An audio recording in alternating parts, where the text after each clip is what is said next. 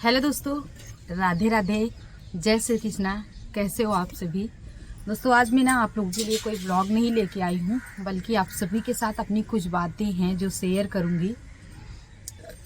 अपने कुछ दुख के पल जो आप लोगों ने कमेंट के जरिए पूछा भी है। बोलूँ तो 2024 ने ना जाते जाते बहुत दुख दिया है हम लोगों को, बहुत दुख। बस ईश्वर से कामना है कि कभी भी जीवन में ऐसे दिन फिर से ना आए हमारी लाइफ में। कभी भी हमारे जीवन में ऐसा दिन कभी भी ना आए, क्योंकि ये जो दुख है ना। अभी आप लोगों ने पूछा दीदी आपको क्या हुआ, कौन सी हॉस्पिटल में? आप अपनी मायके के हॉस्पिटल में भी गई थी, तो वहाँ पे भी आपने आने के बाद कुछ नहीं बताया और ना ही व्लॉग डाला। तो व्लॉग नहीं बना पाए हैं दोस्तों, क्योंकि जब एकदम से फ्रेश रहती है शरीर, तबीयत ठीक रहता है ना, तब वीडियो बनाने का मन करता है। और अगर हम बीमार हैं उसी में वीडियो, हम ब्लॉगरों की क्या दिक्कत होती है, अच्छी से अच्छी क्लिप रिकॉर्ड करने की कोशिश करते हैं, चेहरे पे स्माइल रहे, मोटिवेशनल वीडियो बने, लोगों को मोटिवेट कर सकें। और हमेशा वीडियो में आप देखती हो कि मैं जैसे रहती हूँ ना वैसे ही ब्लॉग में आ जाती हूँ, कभी भी वीडियो के लिए तैयार नहीं होती हूँ। तो थोड़ी मेहनत लग जाती है। और हमारा जो चैनल है इसमें क्या है कि रेसिपी दिखाना पड़ता है हमको। रेसिपी के अलावा हम हाउसवाइफ है, तो हमारे पास और कोई चारा भी नहीं है, दूसरा कोई उपाय भी नहीं है दूसरा। हम सिटी के, शहर के लोग रहने वाले हैं नहीं कि बाहर जाएंगे तो कुछ और दिखाएंगे, कुछ यहाँ दिखाएंगे, कुछ वहाँ। हम एक घर की मामूली सी एक औरत है, लेडीज है, जो घर में रह के ही कोशिश करते हैं कि आप सभी को मोटिवेट कर सकें, अपनी वीडियो के जरिए अच्छी रेसिपी दिखा सकें। खाना तो वही बनाना होता है, पर उसको अलग तरीके से बनाना हम कोशिश रहती है कि आपको सिखाएं। तो हुआ ये था ना दोस्तों कि जब मैं बीमार पड़ी थी, तो पहले तो 2-4 दिन तक हम हॉस्पिटल गए ही नहीं, कहीं भी। 2 दिन तो 3 दिन हम कहीं नहीं गए हैं, घर पे ही थे। और मेरे जो हस्बैंड है ना, उनको मैं मतलब अब वो जिम्मेदार हो गए हैं, लेकिन उनको ये नहीं किसी चीज़ के बारे में नॉलेज रहता है, और ना वो समझना चाहते हैं और ना वो जानना भी चाहते हैं। उनको ये नहीं रहता ना, थोड़ा सा क्या है ना, उनका एकदम से घरे, वो हमेशा से उनका बचपन का ये रहा है, तभी उनकी अभी भी ये आदत है। तो वो क्या करते हैं ना कि थोड़ा सीरियस नहीं लेते हैं किसी भी चीज़ को। और हम औरतें हैं, तो हमारे साथ जो दिक्कत होती है ना, हम औरतें ही अच्छे से समझ सकती हैं। वो मैं ये नहीं कहती कि सारे पति लोग ऐसे होते हैं, पर ये भी बुरी नहीं है। मैं इनकी बुराई नहीं कर रही हूँ, निगेटिव वे में आप लोग नहीं लेना। पर ये ना इनकी हैबिट है, इनकी आदत है, इनको पता नहीं है बचपन से ना, क्या है कि शुरू से जब हमारी शादी हुई थी ना, उतना इन्होंने अच्छे से समझा नहीं किसी चीजों को। अब ये धीरे धीरे समझ रहे हैं, जब हमारी आधी जिंदगी चली गई है, बुढ़ापा आने को है, तब ये समझ रहे हैं चीजों को। पर ठीक है, जब जागो तभी सवेरा, है ना। तो हम ना 2 दिन हॉस्पिटल नहीं गए, 3 दिन। फिर मैंने इनसे बोला कि मुझे ये दिक्कत है, आपको हॉस्पिटल में दिखाना चाहिए, कहीं ये दिक्कत ज़्यादा ना पड़ जाए। क्योंकि हमको जो प्रॉब्लम हुई है ना, वो आज तक की रिकॉर्ड है कि औरतों में अधिकतर ये सारी चीज़ें पाई जाती हैं। और बहुत सारी 19 में से 70-80 महिलाएं इससे ग्रसित रहती हैं। तो मैं इनको बोली कि डॉक्टर को दिखाना चाहिए। 2-3 बार 4 बार मैंने रिपीट किया, बताया दिक्कत। मैंने इनको एकदम सीरियस होके बताया कि ऐसी ऐसी दिक्कत है, हमें हॉस्पिटल जाना चाहिए, लेडीज डॉक्टर को दिखाना चाहिए।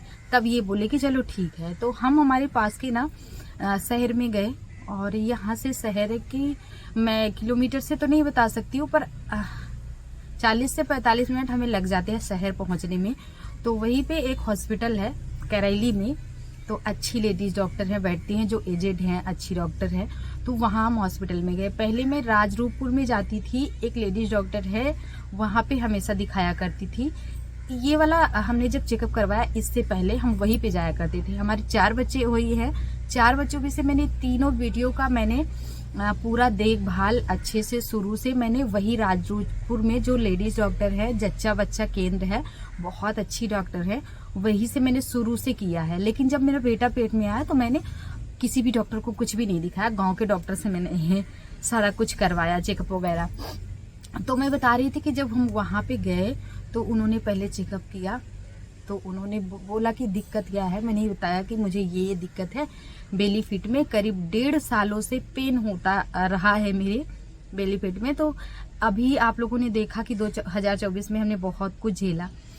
दिवाली के पहले यानी कि सितंबर के बाद, सितंबर से ही हमारे जीवन में उथल पुथल मच गई थी। तो मैं इनको बता रही थी थोड़ा बहुत पेन था, तो इन्होंने बोला चलो ठीक है दिखा देंगे। फिर ऐसा हमारे साथ हो गया कि हम दोनों का साथ ही बिछड़ गया था। हम दोनों पति पत्नी का, हमारे बच्चों से हमारे बच्चों के सर से उनके पिता का साया, कुछ दिनों के लिए उनका हाथ हट गया था। मेरे सर से मेरे पति का हाथ हट गया था कुछ दिन के लिए। लेकिन इन दिनों में ना मैं उन सारी चीज़ों को नहीं भूलूंगी। मेरे पापा ने, मम्मी ने और भाइयों ने खूब खूब खूब खूब सारा प्यार दिया। थोड़ा सा मैं इमोशनल हो रही हूँ क्योंकि दुख में जो लोग साथ देते हैं ना वो हमेशा याद रहते हैं। एक चीज और, मेरे ससुराल वालों से उतना अच्छा मेरा शुरू से नहीं रहा है बॉन्ड। लेकिन जब ये नहीं थे ना तो शारीरिक रूप से उन्होंने जो भी हो सका उनसे उन्होंने मदद की। खेतों का काम भी हुआ, माना कि बहुत सारे हमारे नुकसान। पहले मैं हॉस्पिटल वाला बता देती हूँ आप लोगों को, मैं पॉइंट से भटक रही थी। तो वहां से उन्होंने बोला कि आप पहले प्रॉब्लम हमने बताई, फिर उन्होंने मेरा चेकअप किया, फिर ऐसे सादा चेकअप किया। फिर उन्होंने दिक्कत मेरे हस्बैंड को बुलाया रूम में, केबिन में, फिर उनको बताया इनको ये प्रॉब्लम है। इन्होंने बोला कि दवा दे दीजिए, हम 2-4 दिन देख लेते हैं। लेकिन जो डॉक्टर मैडम है वो बोल रही थी आप अल्ट्रासाउंड करवा लो। फिर मैंने तुरंत उनके सामने ही बोल दिया कि आप अल्ट्रासाउंड कर दो। हम थोड़ा सा डरे क्योंकि शहर में भटकना पड़ता है कि कहीं डॉक्टर हमें दूसरे अस्पताल न भेज दें। तो इन्होंने, डॉक्टर ने बोला, मैडम ने बोला, उन्होंने कहा कि नहीं आपको कहीं और भटकना नहीं पड़ेगा। जब हमने बोला तो हमारे ही अस्पताल में आपको 10 मिनट में अल्ट्रासाउंड यानी सोनोग्राफी हो जाएगी। हमने कहा ठीक है, हम बहुत खुश हुए। फिर हमने 1500 से कुछ कम लगा था तो तुरंत अल्ट्रासाउंड हमने करवाया। अल्ट्रासाउंड करवा के अच्छे से उन्होंने चेकअप किया तो मुझे ना ब्लीडिंग हो रही थी, ज्यादा मतलब 1.5 सालों से बेली फिट में प्रॉब्लम रहना, ये मान लीजिए कि ईश्वर ने मेरा बहुत साथ दिया, वरना दिक्कत बढ़ जाती। तो जब एक बार में ही शुक्र है कि हमने हॉस्पिटल में दिखा दिया सब कुछ। तो उन्होंने पूरे 1 महीने के लिए दवा लिखी और उनके ही अस्पताल के अंदर मेडिकल स्टोर है, वहां से हमने दवा ली। दवा लेके हम घर आए और दवा जब मैं खाना शुरू किया, एक दवा ऐसी थी जो रात में खानी थी, 2 मेडिसिन रात में खानी थी। तो वो मैं जब रात में खाई तो मुझे बहुत दिक्कत हुई, बहुत दिक्कत। यूँ मान लीजिए कि मैं पागल होने से बच गई। सीने में दर्द, सर में इतनी चक्कर, इतना ज्यादा चक्कर, फटना, सर का फटना, हाथ पैर का दर्द होना, गैस की इतनी ज्यादा प्रॉब्लम हो गई थी। पेट पूरा फूल के बड़ा लग गया था। मतलब मैंने किसी को ज्यादा दिक्कत नहीं दिया ना, मैंने किसी को घबराया। जो दिक्कत थी मैं झेल रही थी ना, मैंने मेरे घर वालों को बताया, मायके वालों को ना, ससुराल में तो पति थे और ये मैंने किसी को टेंशन नहीं दिया, जो था हम झेल रहे थे। इतना ज्यादा दिक्कत, इतने ज्यादा। फिर इन्होंने बोला कि आज और देख लो, एक दिन और देख लो, शायद कुछ और दिक्कत होगी, फिर हम दिखा देंगे। फिर मैंने दोबारा वो दवा रात में फिर से खाई, मतलब 3 टाइम की दवा थी, सुबह शाम और रात में एक बार खानी थी। फिर मैंने दोबारा खाई, फिर से वही दिक्कत। मतलब मैं 3 दिन तक लगातार बेड पे पड़ी रही, खाना पीना सब हराम हो गया, यहाँ तक कि मैं चाय के लिए भी तरसने लग गई थी। मेरा ये हाल हो गया था। इन्होंने बोला चाय बंद करो, गुड़ वाला पानी पियो, भाई बोला सौंफ वाला पानी पियो। सीने में चिलकन, इतनी दर्द, धड़कन, सब मतलब बीपी, सारा कुछ हो गया था वो दवा खाने से। हमें लगा कि डॉक्टर हमें मार ही डालेंगी, हम गलत अस्पताल में जाके फंस गए। कभी कभी ऐसा अनुभव होता है ना कि हम जहाँ से हमेशा करते हैं दवा, हमें उनके ऊपर विश्वास हो जाता है। तो हमने पहली बार, क्योंकि वो दूर था और मैं दूर जाना नहीं चाह रही थी, सच बताऊं ना दोस्तों, हमारी घर में रहने की भी आदत हो जाती है। हम कहीं बाहर निकलना भी होता है ना तो 100 बार सोचते हैं कि इतना दूर जाना पड़ेगा, इतना दूर जाना पड़ेगा। किसी किसी को अच्छा लगता है घूमना, पर तबीयत ठीक रहे तब ना अच्छा लगे। तो हम इसी वजह से यहाँ पे चेकअप करा लिए। अब हम लगे मैडम को कोसने कि उन्होंने तो हमें मार ही डाला। फिर तीसरे दिन हम फिर से गए अस्पताल, उनको अपनी सारी दिक्कत बताई। नया अस्पताल था, हमको उतनी जानकारी भी नहीं थी। हिस्ट्री वगैरह जितनी बार जाओ उतनी बार वहाँ पे फाइल में आपकी फाइल जो रहती है उसमें करवानी पड़ती है। फिर हिस्ट्री करवाना में मुझे पता ही नहीं था, मैंने नंबर में फाइल लगा दिया। फिर उन्होंने मेरा फाइल निकाल के रखा, आप जाके हिस्ट्री फिर से करवा के आओ। फिर मैंने उनसे पूछा, मैडम से जहाँ हिस्ट्री करवाने गई, मैंने बोला कि मैं 1.5 घंटे से परेशान हूँ नंबर के लिए।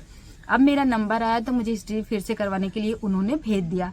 तो फिर वो बहुत अच्छी नर्स ने, उन्होंने बोला जब भी आप आओगे मेरे पास आना जरूर, क्योंकि जितनी बार आप इस हॉस्पिटल में आओगे उतनी बार हिस्ट्री करवानी होगी। मैंने बोला ठीक है।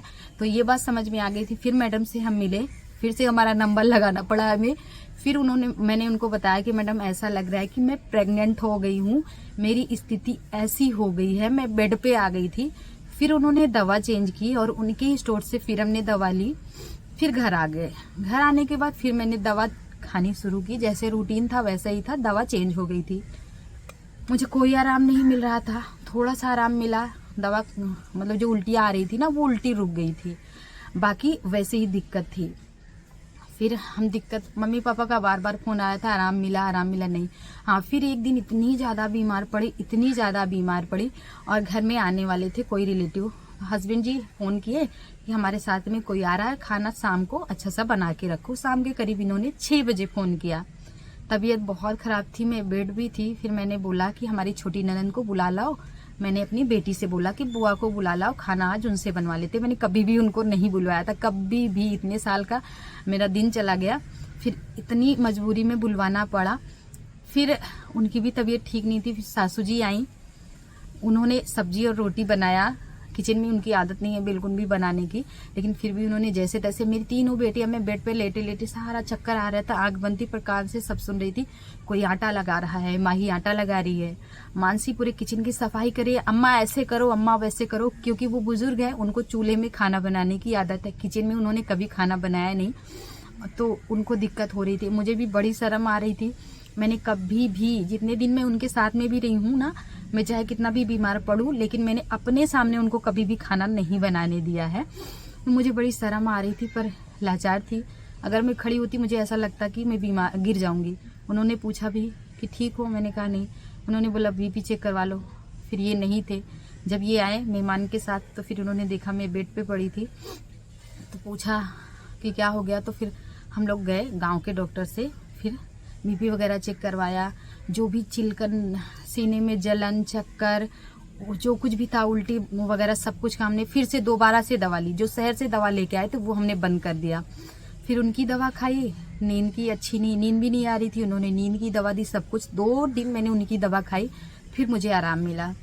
फिर इन्होंने बोला कि अब तुम्हें आराम मिल गया, फिर से वो दवा शुरू करो। फिर हमने वो दवा शुरू किया। 2 दिन के बाद फिर से वही दिक्कत। पापा मम्मी का फोन आ रहा था, ठीक हो नहीं ठीक हो। पापा बोले कि अब तुम मेरे यहाँ आ जाओ, अब तुम सीधे घर चली आओ। पापा का क्या है ना, वो जरा सी बात में घबरा जाते हैं, फिर वो सीधा अपने पास बुला लेंगे। सारा शहर छोड़ के वो हमें कौसाम्बी में बुला लेते हैं, आ जाओ यहाँ आ जाओ। तो फिर मैं गई पापा के पास। फिर वहाँ एक सरकारी अस्पताल है और वहाँ के डॉक्टर ना इलाहाबाद से जाते, बहुत अच्छे डॉक्टर हैं। मम्मी को भी दिक्कत हुई थी तो उन्होंने इलाज किया था। तो फिर उन्होंने मतलब ऐसा चमत्कार किया दोस्तों कि मैं आपके सामने अभी जो बोल रही हूँ ना, उन्हीं का चमत्कार है। मैंने उनको अपनी दिक्कत दिखाई, बताई, अल्ट्रासाउंड दिखाया, दवा दिखाई, सारा कुछ बताया। फिर उन्होंने 1-2 दवा लिखी और दवे का जो रूटीन था ना वो उन्होंने चेंज कर दिया। और ऐसा चेंज किया रूटीन उन्होंने कि मैं खुद चेंज हो गई। मतलब चमत्कार हो गया। होता है ना किसी किसी के बताने का तरीका और दवा लग जाती है, उनकी दुआओं की तरह असर कर जाती है। मैं बहुत घबरा रही थी कि मुझे क्या हो गया, मतलब भूत प्रेत का साया आ गया, क्या हो गया, मैं ये नहीं समझ पा रही थी। तो फिर उन्होंने दवा दी और आज तक मैं खा रही हूँ, ठीक हूँ। और अब जल्दी आप सभी के साथ वीडियो भी शेयर करूँगी। मेरी बहनें इंतज़ार कर रही हैं मेरे ब्लॉग का, तो इसका मैं पार्ट 2 वीडियो बना रही हूँ, कल आप लोग देखिएगा।